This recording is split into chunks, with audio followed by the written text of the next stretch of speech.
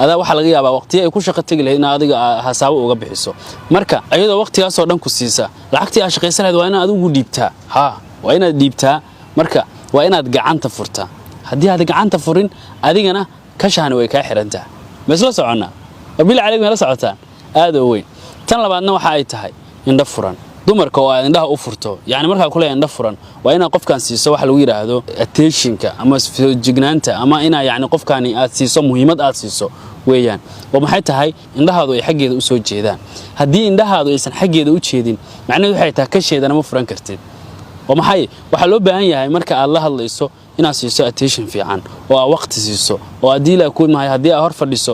eegma fiican siiso bil cali wala socota waa inaad si fiican qofkaani aad miirkaagu dhanba xageeda ugu soo jeedisaa balse hadii aad mahsan tahay oo de markay kula hadlayso yahaada ku hayso bil cali oo hadaa isla fadhisaan mar telefoonka